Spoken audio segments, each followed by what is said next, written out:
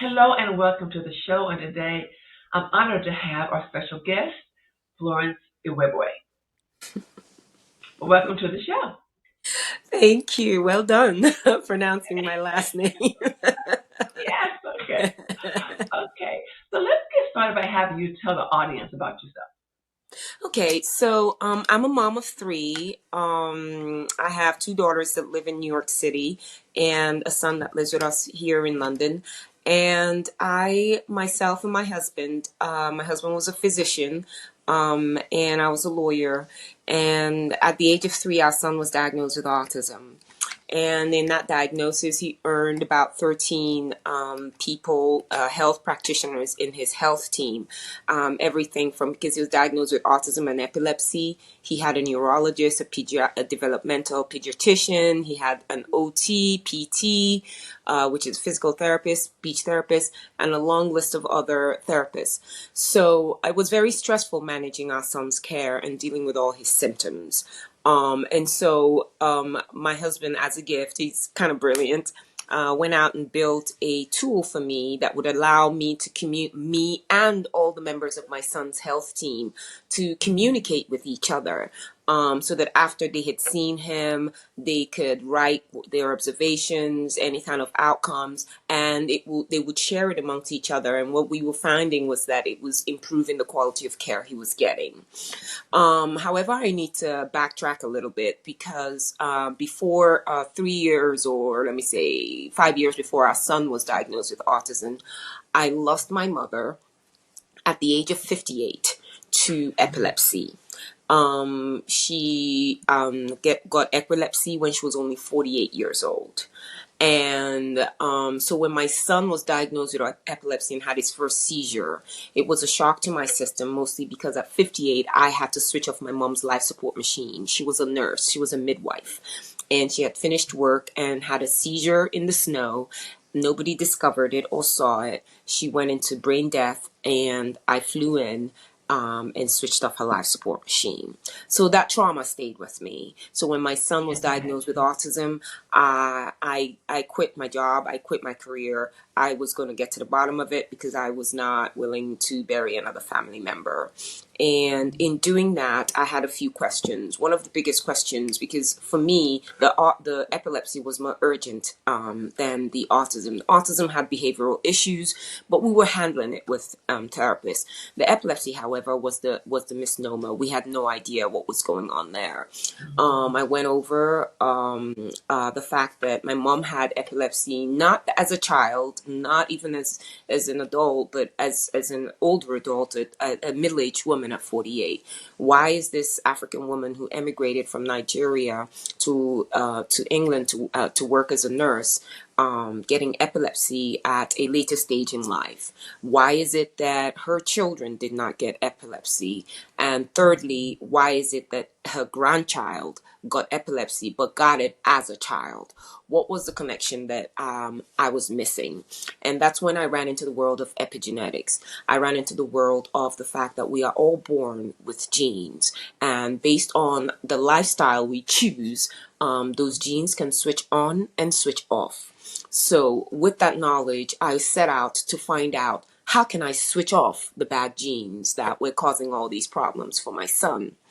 And one of the first things I encountered when it came to dealing with somebody's health in such a manner, in a kind of a whole global manner, was a trifecta of things.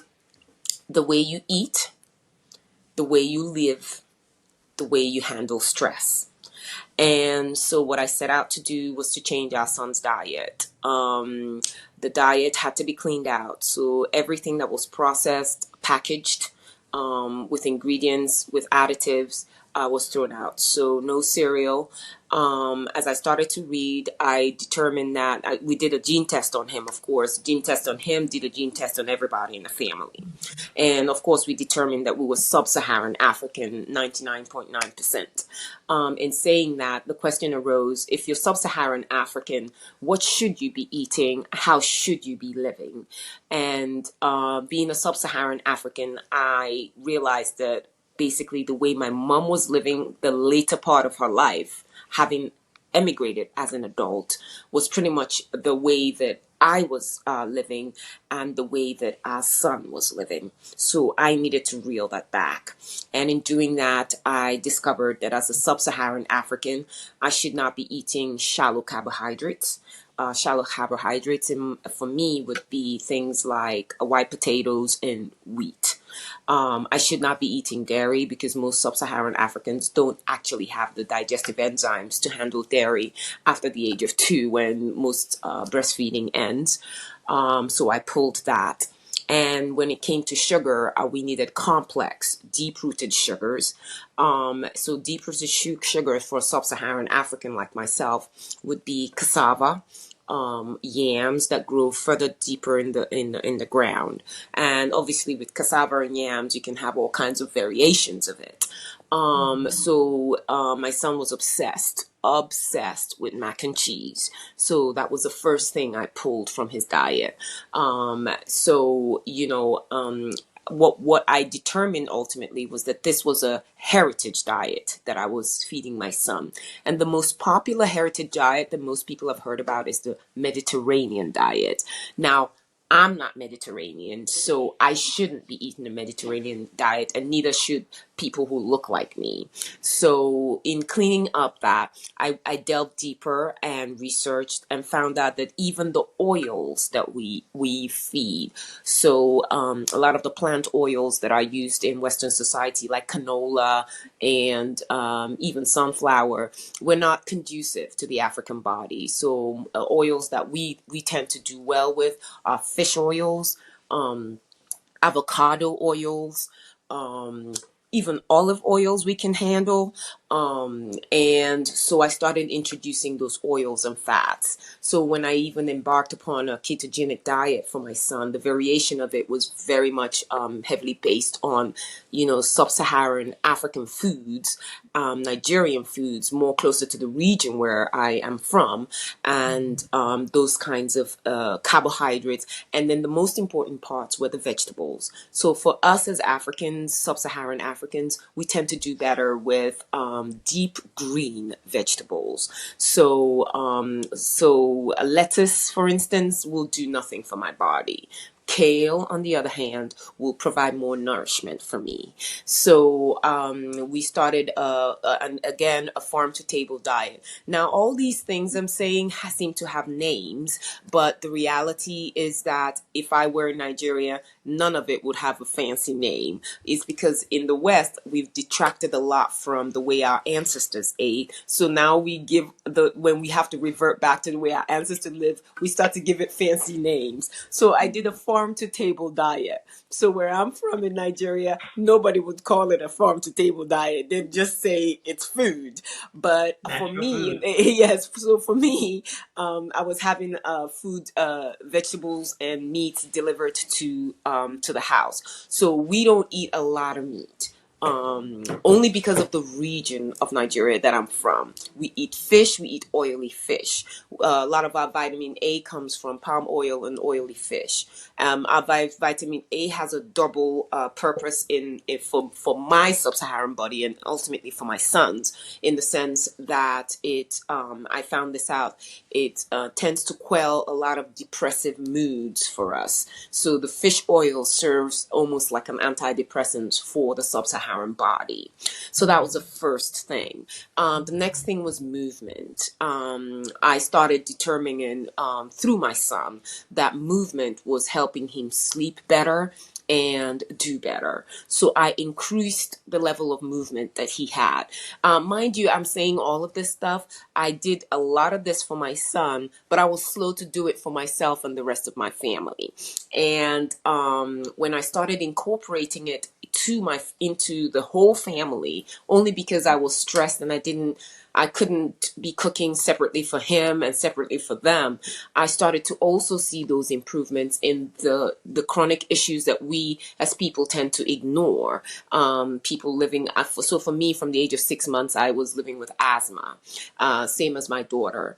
And what I noticed, because I was very doubtful, the pulling of the dairy and the pulling of the wheat, I noticed that I started having less Really? reason. Yes. In fact, I no longer live with asthma now That's because awesome. because of the pulling dairy from my diet. And That's so and wheat. And I did the same for my oldest daughter, and she has the same result. So that was that. In doing this though, I stressed myself as a mom. I stressed my body. I gained 59 pounds. Started suffering with a lot of chronic health issues, fibromyalgia, chronic pain. I obviously wasn't sleeping very well, and I was seeing progress in my son. So this encouraged me to continue to stay steadfast in what I was doing for him. Today he no longer has seizures. He does suffer from the symptoms of autism, but the thing that took my mom, he is no longer shackled by that. He It's look incredible how Yes, much the yes. environment impacts things. So we're going to take a quick break and then we're going Mhm. to come right back and talk a little bit more Okay, about this, perfect. okay? Hello, I am Coach Dr. Ann, and welcome to the World of Women Wellness Warriors, other known as WOW. A 2024 report by the World Economic Forum and the McKinsey Health Institute noted that each year women lose approximately 75 million years of life due to poor health and early death. The World of Women Wellness Warriors is a global sisterhood of women who want to be empowered. And welcome back to the show. And we were having such an interesting conversation about epigenetics. So tell the audience a little bit more about this extremely important phenomenon. Okay. So basically, what I determined was the only way to have gotten all these answers that I implemented for our son was by doing his gene test. So that was the first thing. The second hurdle was that the gene test came in very, very discombobulated in a data file. And my question to my husband was, if you're not a geneticist or a scientist or somebody in the medical field, how are you supposed to understand this? Is there any way that we can make this understandable for people beyond our son? Because mind you, when we built the software, we were interviewed. A lot of people found out about it and downloaded it. And basically they were using it. And in my opinion, these people were having the same issues that I was having. So I was like, how can we help them? So he built a feature that allowed people to upload their 23andMe, their Ancestry, and all the other genomic tests out there, that they could upload the raw data file results, not the report they give them, but the raw data file onto our website at Livewello, and from there they can get reports on information about themselves. So for somebody like my son, it was the GABR gene is associated with epilepsy, but there are other genes. I learned about the methylation cycle and how crucial that was to how a person is able to detox, process nutrients, and ensure that whatever they're taking in, their body's utilizing it accurately. And so I learned about the genes that are associated with the methylation cycle.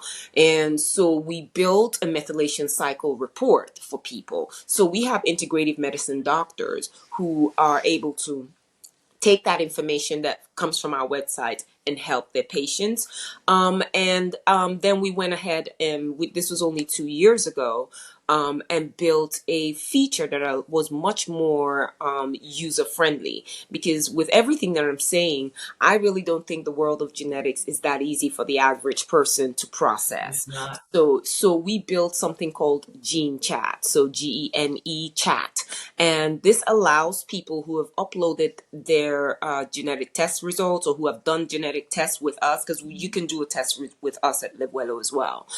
It allows them to actually ask questions of their DNA, regular questions, just like you and I are conversing. So they're able to converse with their DNA and ask their DNA questions regarding the best medications, the best supplements, the best foods, and even the best exercise types for their body. And this was when my own personal evolution started with my health. So I went ahead and asked the questions about I was 59 pounds overweight. I'm 59 pounds overweight. I'd like to lose the weight over the course of 2 years. I did that because I know myself. I can get easily put off. So I wanted to take a longer time to take it off. And I wanted to know what the best foods I should be eating and the best exercises I should be doing in order to achieve this goal.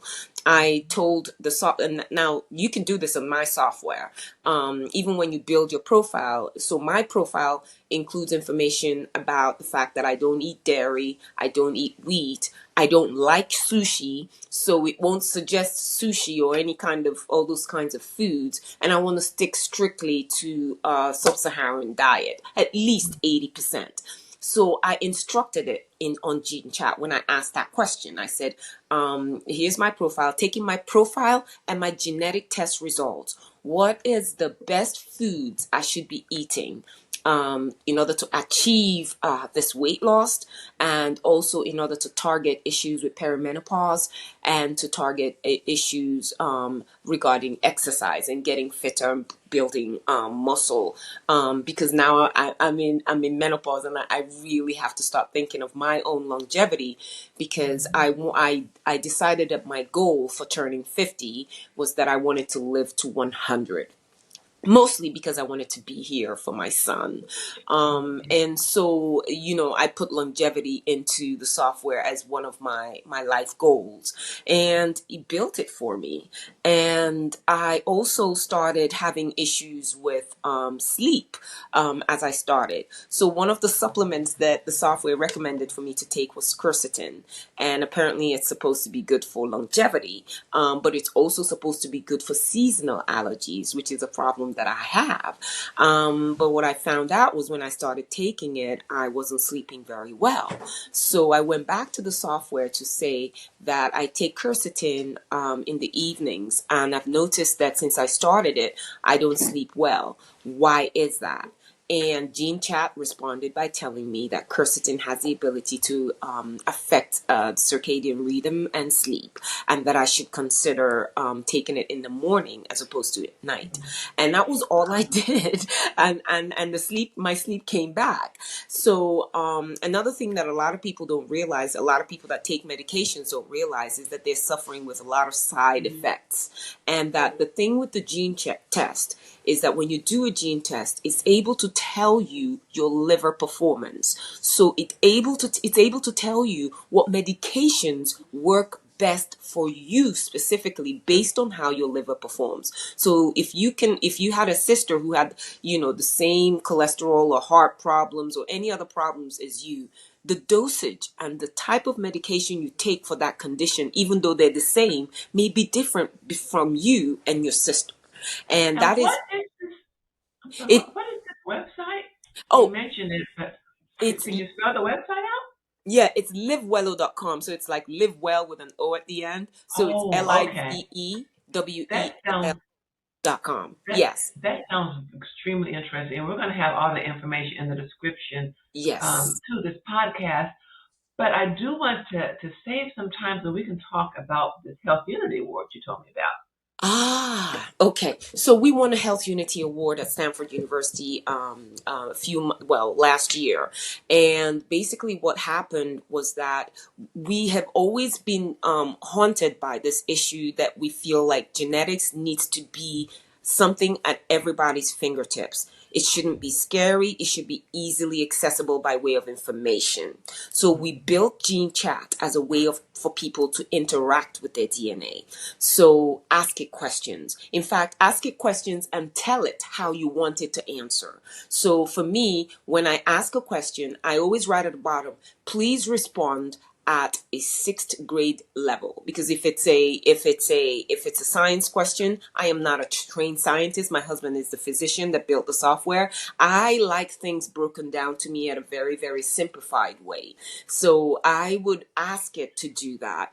And we were the first people to basically, we're the first company to basically build that tool into our software, and allows people to interact with their own DNA asking questions. Oh, and by the way, on our software, you can anonymize your information. So we allow people to remove their personal information, like their name and stuff like that.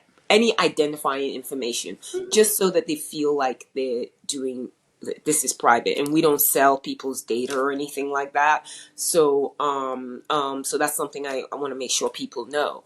And so yeah, so that was it. We allow people to be able to interact with their own DNA, ask it questions about medications, supplements, foods, exercise plans, food plans, just with the DNA information. And That with is the, yes. absolutely And with the incredible. DNA information, you can know yourself at the most intimate level.